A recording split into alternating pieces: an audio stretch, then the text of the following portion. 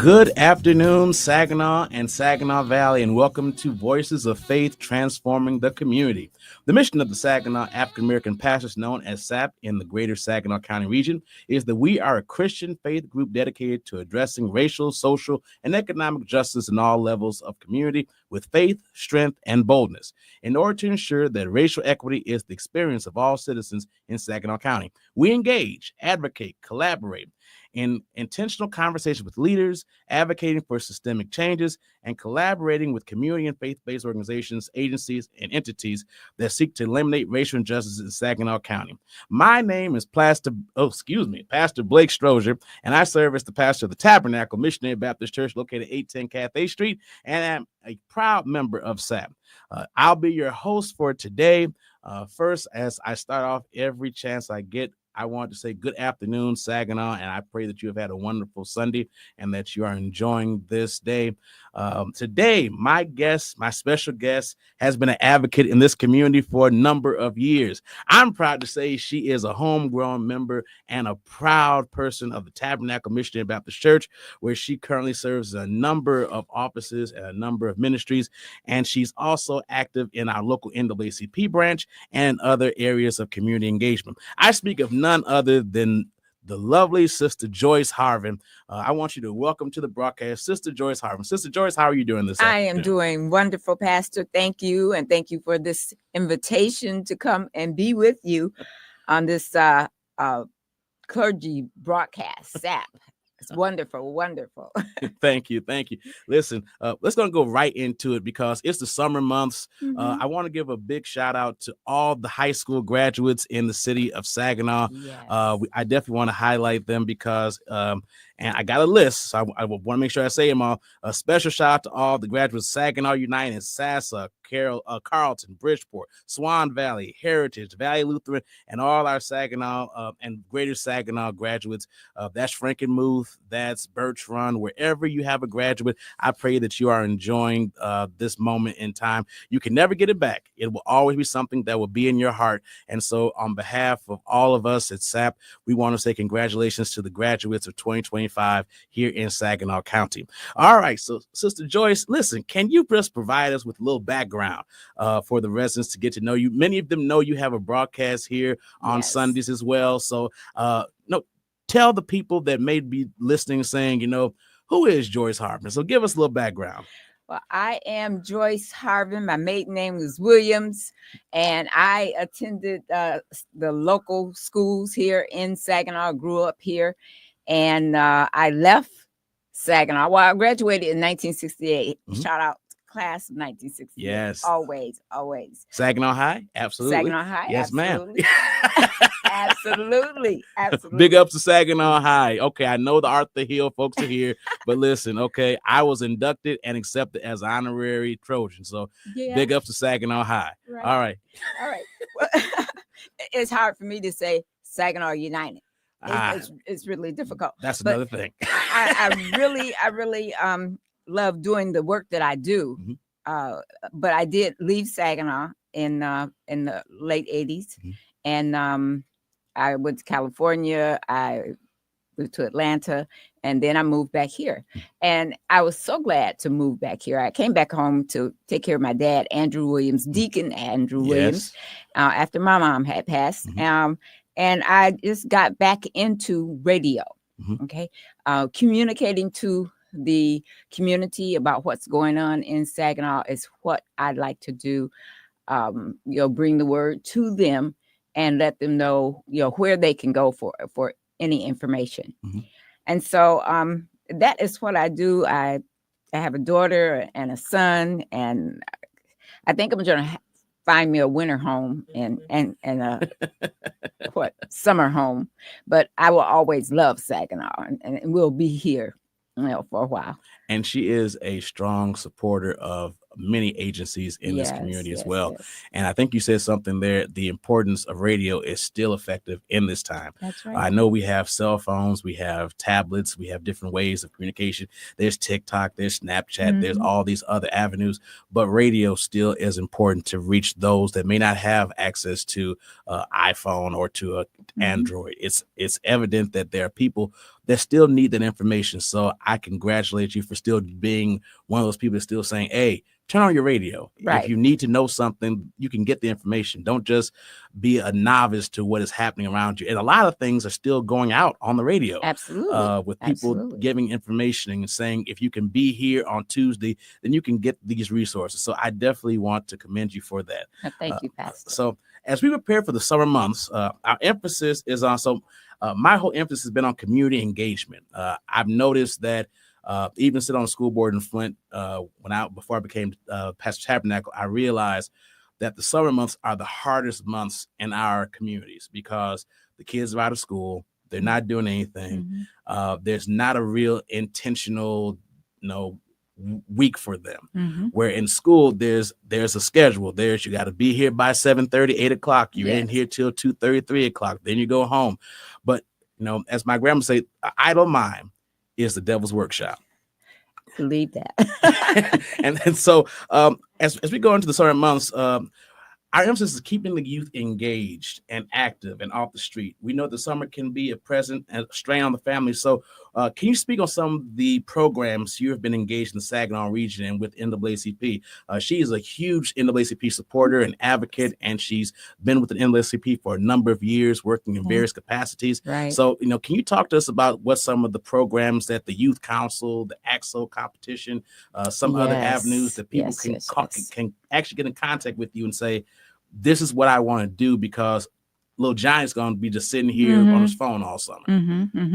Well, I would love to tell you about the NAACP, but there are other programs out there for the kids. Okay. And they are in the areas of the not block clubs, but the different neighborhoods, okay, like Houghton Jones. Right. They have hired some kids. They're doing landscaping and doing those type of things, keeping them engaged and out of trouble. Okay, there are a number of programs that have come to light. The other one is Help, which is was put together by Pastor Bowen. Okay, so there are programs like that, but we definitely have a program with the NAACP. We have our own youth council. And right now we have 5 advisors. And we're doing a lot of programming. We have churches and the Divine Nine. They are supposed to have their youth become members of the NAACP Youth Council, and they should participate. That gives you an opportunity to learn more about the NAACP and to attend all types of programs, workshops that tell you about the NAACP. What does it mean to be a member and what can you do? We introduce our kids, many of them do travel, but those who do not travel and have not been out of their neighborhoods, this is an opportunity for you to learn to travel. And we do fundraisers, and we have money for our kids to go and do things. But it's a wonderful program. Anyone who's interested in becoming a member of the Saginaw NAACP Youth Council, you can call the office, and that number is 989-752-0416. And our president for the adult branch is Terry Pruitt. Man. See, I don't know how. I got to give a big shout out to my friend and my Divine Nine brother, Terry Pruitt. We share one common bond, and that's that he likes gold just as much as I do, with my black and gold and his purple and gold. Yes, purple and gold. But our president is a wonderful person who has been the president of the NAACP for a number of years, and he guides us just on this past week. They went to the legislative program down in Lansing. It is an annual event. All the Divine Nines and other community groups, they were there. I wasn't able to go But I know that they had a great time. So I'm going to get on the phone and talk with Terry. But Terry Pruitt is wonderful in working with our youth. And I do want the listening audience to know that we have youth who have been trained to be poll watchers and make sure that everything is in the right place. And they are trained. We do a 2-day training, for those and parents and members to be poll watchers and work with our kids. I was going to ask that question, like, what are some things that the Youth Council is engaged in? Because it's a lot of things that, I can imagine being 14, 15, saying, well, what can I do? But I know there is space for you in any organization. You just have to find out what they're engaged in. I know NAACP has plenty of spaces that the youth can be a part of and be engaged in. So what are some of the things that the Youth Council is currently engaged in right now? Right now, we're getting ready to travel to Charlotte, North Carolina. Oh, I love Charlotte. For the national convention. And the kids get a kick out of that, but they learn so much about the NAACP. They meet people. They go to workshops and understand about what it is to be a member of the NAACP, why we work so hard. And they're changing things around now. Derek Johnson is our national president, CEO, and they are changing things around, but we give them an opportunity to travel. Now, we also have the Axel program, right? And those who are, they have so many categories, at least 35 categories that you can get into. If you want to do classical, if you want to become a entrepreneur in any area, that is what you learn to do over or study. That is what you do over the year, not the school year. Yeah, the school year. And then when you have to compete against the other youth in all of these areas. It could be dancing, classical dancing. It could be jazz. It could be architecture. I mean, I've seen some beautiful work that a young lady did in Chicago to build the what do you call it? It's not the memorial, but after a pastor, after the president has moved on, then they build their own presidential library. That's correct. But this young lady, she made the project, and it looks just like the project that's going to be done on the South Shore. Oh, wow. For President Obama. Okay, she won first place. That I was hope so. A couple of years ago. It's those kind of things. We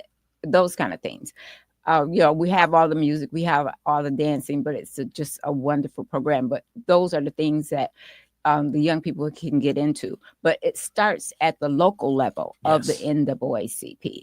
Kanika Owens Robinson is the one of our vice presidents with the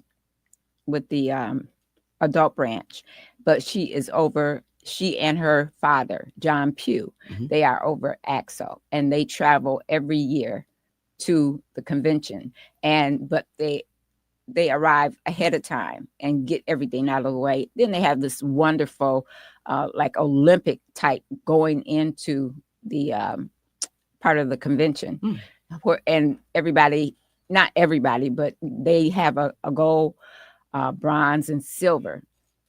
And it's just a beautiful, beautiful thing that the kids do. And the kids are coming from all over the country. I do not know how many units there are, but let me tell you, it's just a beautiful scene. And it takes up one of the largest areas of the convention. So it's a wonderful thing for the kids to get in there. But let me just tell you, you have to go and practice. You have to be earnest about what you want to do. And then we have competitions. Okay. And then, excuse me, I'm sorry. Whatever area that they go into, then they have a judging for that. And then that person who wins and who does the best will go on to the national. Okay. So it's a wonderful program. And that's just one of the things. They have orchestra, they This should have everything for the kids that they can go into. I wish I would have learned, because when I found out about the architecture component of AXO, I think I was in college, because I was really into architecture. I'm actually a landscape architect now, and I really wish I would have been engaged in that back then. But you said something a little earlier ago about being engaged and about understanding what we do and the NAACP. Yes. I think going forward, now that we are in the current political climate that we're in, it is essential that our young people are engaged. It's not just about voting. It's not just about, having a shirt on. It's literally about understanding the background, the history.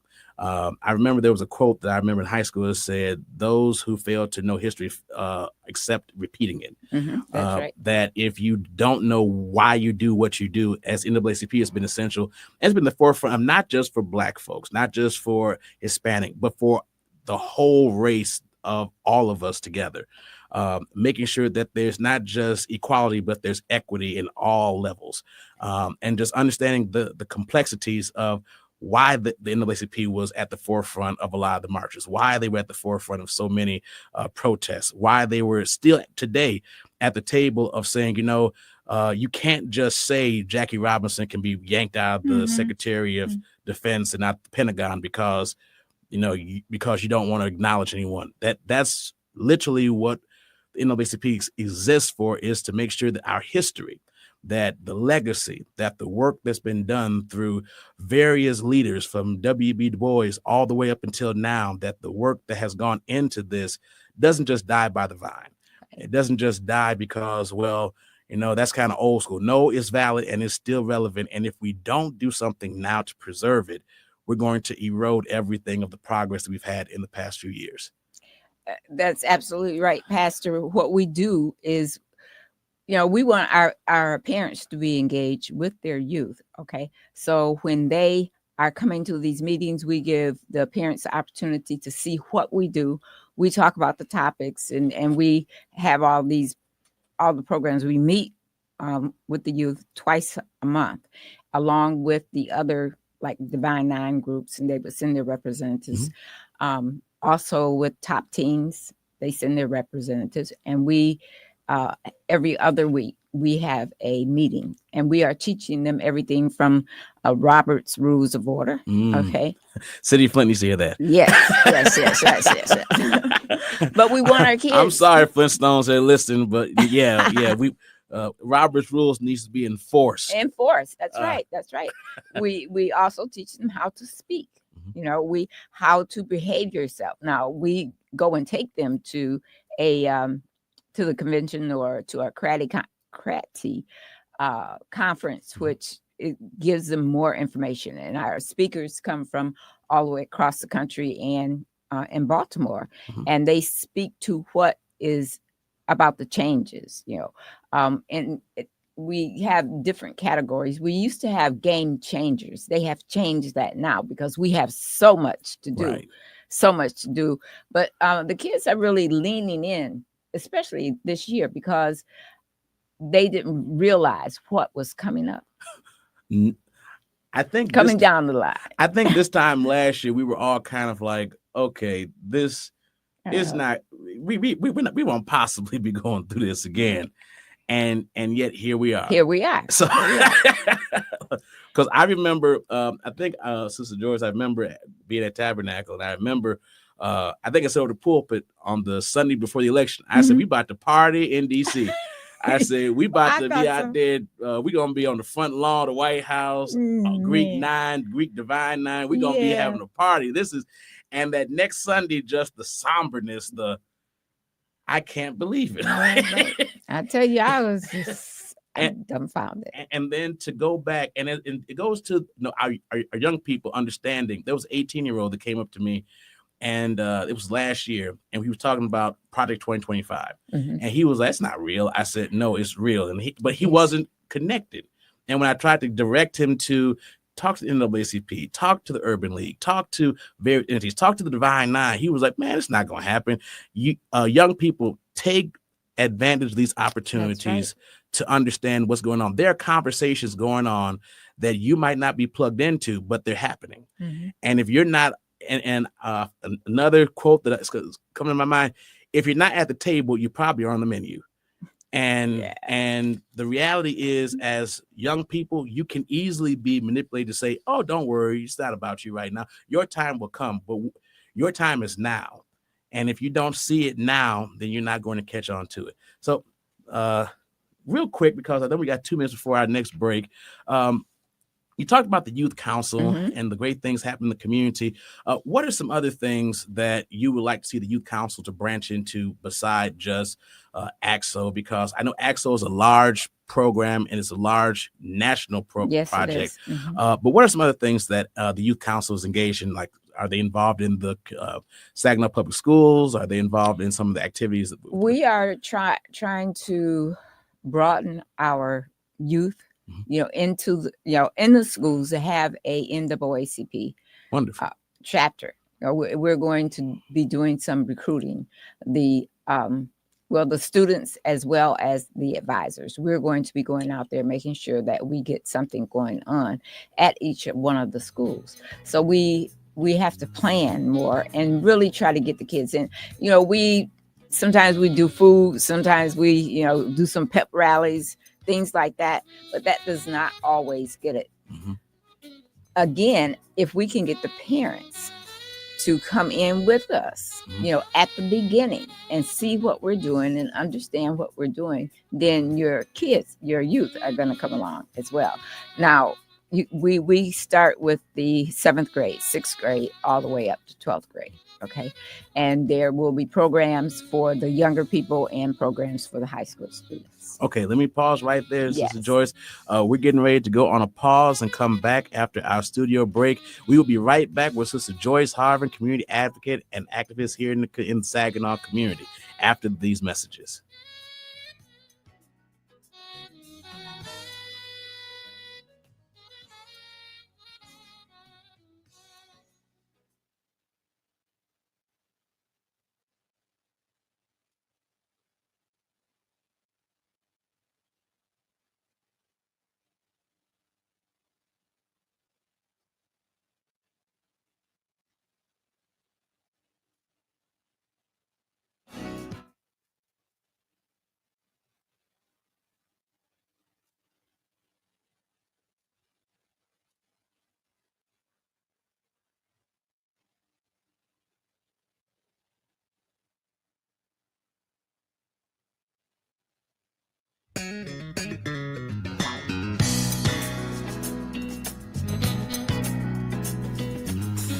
All right, and we are back with Sister Joyce Harvin, one of our community partners and supporters in the Saginaw Valley area.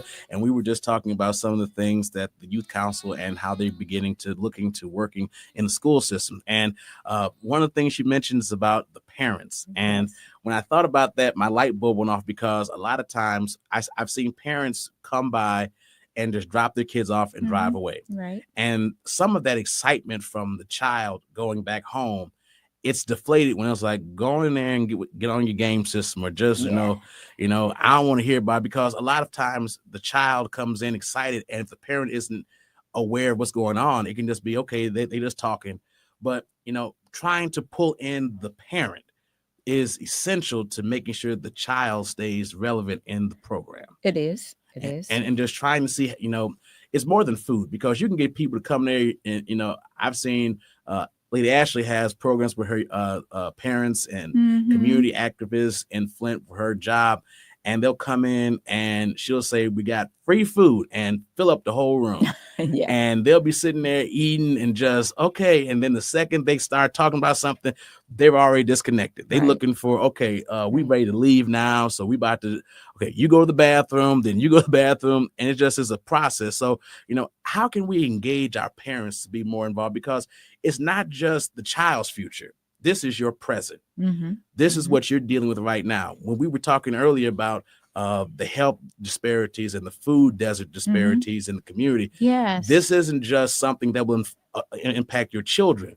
This impacting you now. When I drive through the north side of Saginaw, the west side of Saginaw, the east side of Saginaw, the south side, the number of grocery stores, the number of adequate places to get food, the number of places where you could actually get your medicine and not have to worry about, your insurance rejecting it because it's not a name brand pharmaceutical place.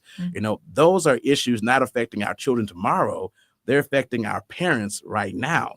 So what are some things that you think would be helpful in trying to get them to, kind of support it more? Because as I said, it's not just impacting 2020, 2029, 2040. This impacting you, June 9th. That's right. That's right. That's right.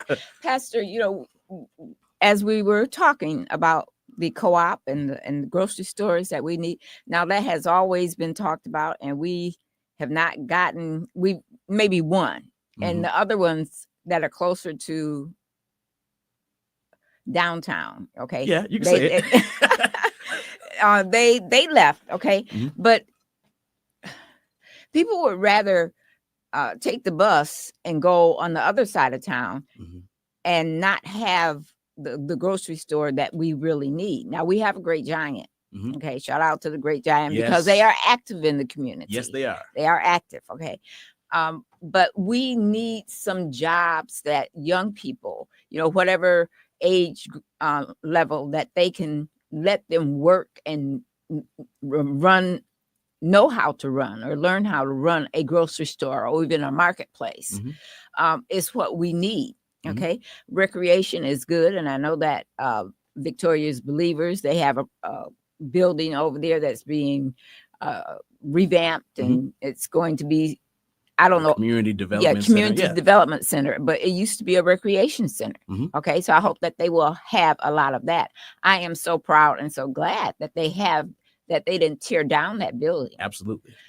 Because it was fairly, the structure was good, but they're adding all the things that they need.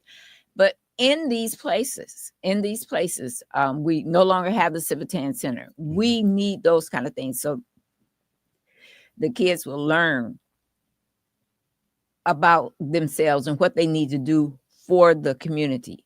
You hear so many young people will say, "Oh, yeah, I used to live around here. I used to work around here, and now we don't have anything." I said, well, that's because you left, maybe, or the businesses went away and we don't have anything to do. So we want to have those types of things, not only for our adults, but those who are interested in being entrepreneurs and knowing how to run a business. Right. So some type of entrepreneurial program for kids, for kids that they could really hang on to will, make them want to do this, at a young age. What I am looking to do for me is to keep kids in communications. I tell people this all the time. I have I had 3 students who became interns when I was at the radio station in the 80s, 70s, and 80s. And they all became communication students. Wonderful. Okay. And had jobs. And one worked for TV5. 30 years he was in communications as an operator. Okay. We had another one who went to the service, and he's retired now, I believe. But he was he was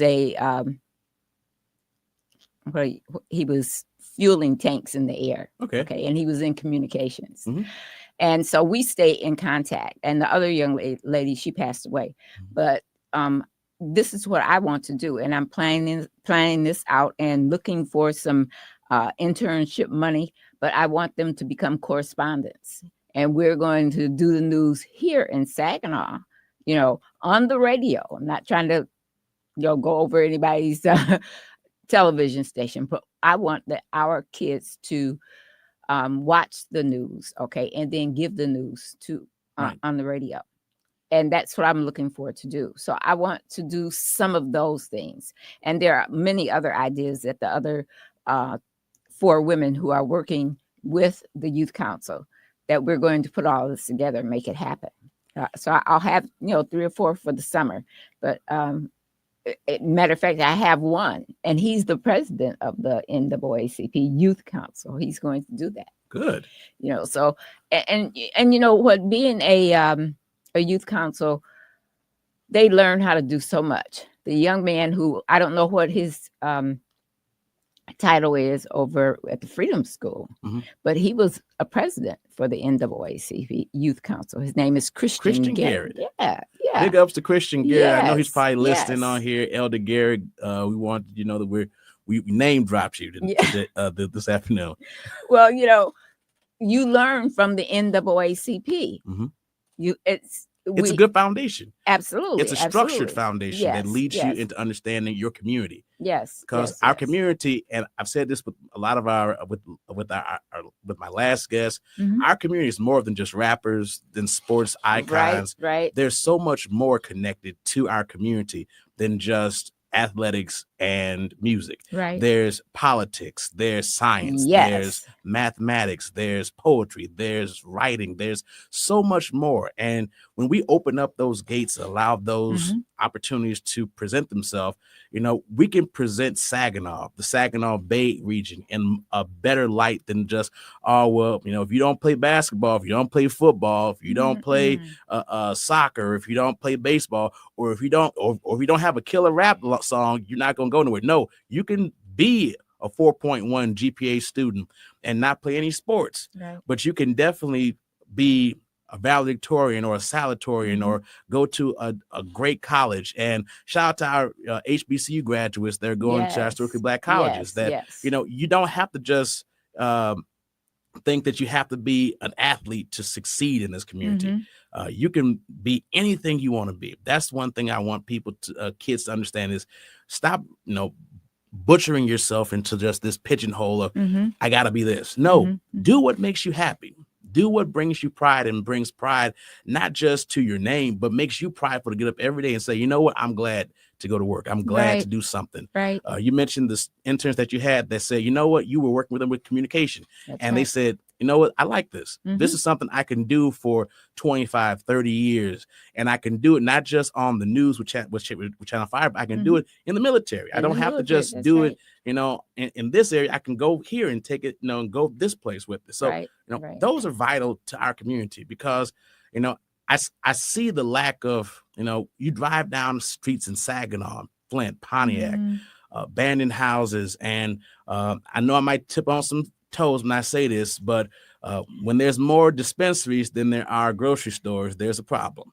I'm sorry. That's just the way I feel. If you got 12 dispensaries, but no grocery stores on that side of town, there's an issue with how things are being taken because people should be more interested in getting fresh foods to people's houses than getting new packages delivered to people's houses. Right, that's correct. So go ahead, Sister Joyce.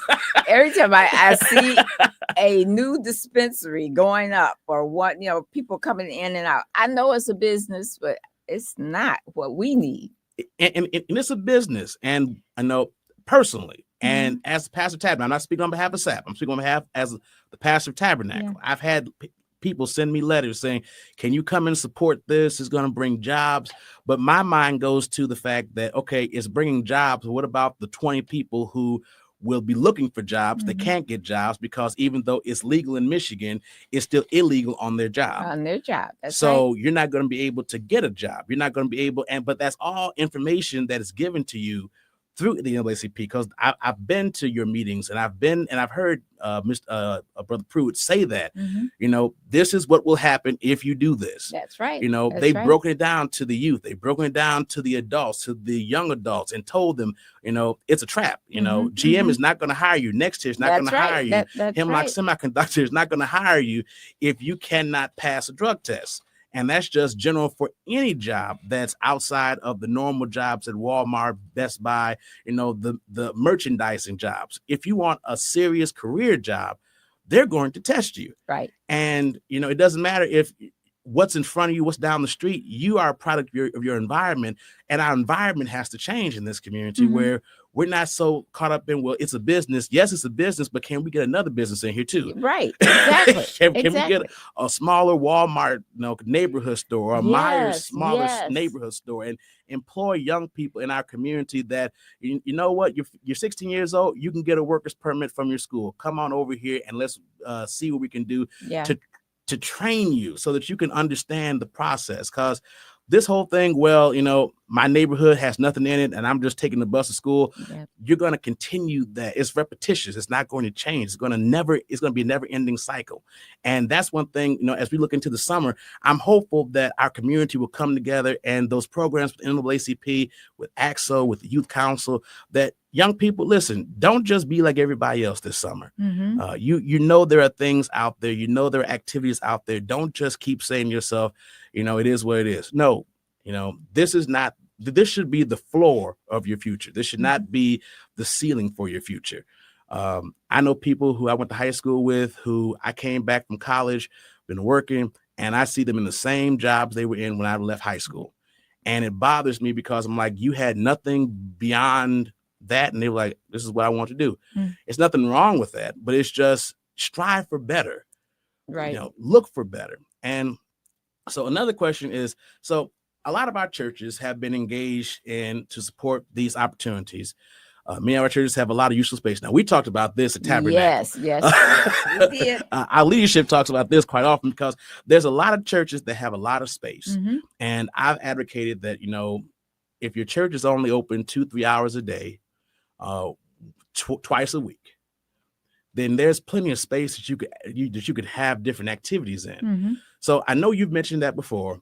What are some things that, as a community advocate, as someone that's out there that's seeing entrepreneurs, what can you say to our churches and to maybe someone that's saying, I have an idea, but what do I need to do to get that idea from paper to reality? Okay. Well, I would first, do something to let the potential entrepreneurs know what they need to set up in terms of financing or that type of information that you will need in order to go into a business. Okay. A small business where maybe, you can have 2 or 3 things. All right. Once you get that done, then it's wide open. It's really wide open. Last night, I was just reading some of those shorts, on my phone. And I have about 5 different ideas that I could do now. I'm telling you, it's so simple. I absolutely love them. And it could be done in a space just like this studio that we are in. Okay. So I was going to write that down and give it to you, Pastor. Here we go. Let's get this going. Okay. I've also, I've got some information that it needs to be done. It's just, put it together, but it's just so easy. And I think that if we can do this with the kids and with people in the neighborhood, it could be anything. It could be a mini post office. It could be, print shop. It could be, I'd even say a barber shop. I mean, somebody that's starting off we need cleaners. We need everything. Yes. Everything. Okay. It goes back to the days and I've heard this from you, from a lot of our members of Tabernacle that talk about the Black community back in the 60s and 70s and 50s, on how 2nd Street, which is now Johnson, which was, and Second National Bank, how they used to work with our organizations and businesses and give them, lower than normal rate loans to start businesses. And even going down next to 675 and seeing where Magic Kitchen used to be and how that was a thriving car wash, laundromat, and restaurant. Mama Lily's. Yes. Even those businesses that are still here, like Right Spot and others that are down the street. And, there's so many different areas that you don't have to start off. And I think that's, again, going back to Flint, when they started Hamity's again, they went in a building that was way too big. And they said, okay, it's fine, we're going to have all this. But I think sometimes it's best to start small and grow and know that, okay, we're starting off with maybe a room like this, but it's not going to stay this way. When we do our due diligence, when we reach out and when we make things happen and we show people that we're reliable, that the business will come. But it also goes to this, and this I'm speaking to our community. You cannot expect us to keep cutting corners just to get business. Right. If you pay a major company top dollar, then we also must be fair with our companies and pay them top dollar as well. One thing that I've had to come to terms with, Sister Joyce, is when people look at me and say, "You're a landscape architect?" I'm like, "Yeah." They're like, "A real landscape, like a real black landscape architect?" I'm like, yes. I'm quite rare. They're like, right, yeah. Well, can you do this for my company? It's like, well, yeah, well, I only got $200. I'm like, hold up now, brother. You're right. That's right. That's right. It's $289 an hour for me to put pen to paper. So, we can work on a adjustment, but we're not going to work on a complete slashing of. Yeah. So I want our community to know, if we have these professionals in our community that are going to be coming to our churches, because Sister Joyce, I want to know that list, because Tabernacle, we know there's plenty of space. There's plenty of space. Right. So, but the other churches come with a plan, but also when we have those entities and entrepreneurs in our buildings, community, let's not say, well, I'm not going to them, they too high. That's what they are there for. They're there to grow. Be a part of the ground floor, and you'll see that once you contribute to them on the ground floor, you'll be one of their lifelong customers that when they get up there, when they move downtown to Washington or to Michigan Avenue, when they move out of where the church, they'll remember you. And they'll say, you know what? They believed in us, that they had me do 500 prints for their business. And they went with me first. They didn't go with anybody else. Right. And if you do a good job, if you put everything together and have all of the essentials that you need, you will do a good job if you know what you're doing. Okay. So you can do that. There was a bicycle shop, back in the 60s, a bicycle shop and a restaurant right next door to each other, right in the curb. I'll have to show you where that was, right in the curb. And that was a big business area there. Okay. There was a House of Styles, all of those barbershops right there in the same area. It was like the downtown Saginaw for me, because my mother and parents wouldn't let me go nowhere, just around the corner. I couldn't stay long, but that is what it was. And then there was a grocery store right across the street in the curb. So everything was right there in the neighborhood. Right there. Everything that we needed. We have to go to Walmart over here, to get basic groceries, or to even go to Myers. It's all the way on the other side of town. And Pastor, you mentioned the neighborhood grocery stores like Myers, or what do they call them? The mini marks. Yeah. We need those so bad, so bad. They had even Sears and JCPenney's had smaller stores in the neighborhoods in Chicago. Okay. And those are kind of things that I would talk to the people and the people at the table, the council, about those kind of things. Well, they said we don't have enough people here. Well, they still leaving. We still and we still live here. Yeah, that's right. And we still need it. If we could get just a smaller grocery store and a cleaners, quit tearing down or moving out all of the pharmacies. I do not like that, So I don't know what we can do, but people need to recognize and think about this. And during these times that we have, we're going to have to take care of ourselves. Yes. It's going to be difficult. Absolutely. Every day we got something else being changed. And yeah, me too, Pastor. I don't like it. Anyway, I have to move through it, though. That's what we all have to do. Absolutely. Mrs. Joyce, last comments before we get off. We have a couple of seconds left. If you want to give your information out to people so that we can have that available. Again, great talk about community engagement, activism, working in the community, getting our youth engaged and involved. So last words. I want everyone to look up the word engagement. Everyone is using that. And so you look it up and use it to what you see it is. Be engaged. Be a part of the community. Make sure that you know who your legislators are. Right. Okay, your city council people. And I want to do a shout out to Ralph Martin. He is a member of the ISD board now. Yes. Yes, Congratulations. absolutely. I was so happy about that. But those are the kind of people, elected people that you need to know about and engage with them. about anything that you want to do, or something may be happening, in your life or in your neighborhood. Yes. All right. Well, thank you, Sister Joyce Hart, for being our guest today. Thanks to Alpha Media Kiss 107.1 for this platform. Our engineer, Mr. Matt Lester, Tabernacle Mission Baptist Church. Thank you, Saginaw African American pastors. Thank you as well. I want to leave you with this for all my alphas. It matters not how straight the gate, how triumphant the scroll. I am the master of my faith. I am the captain of my soul. Have a great rest of the evening.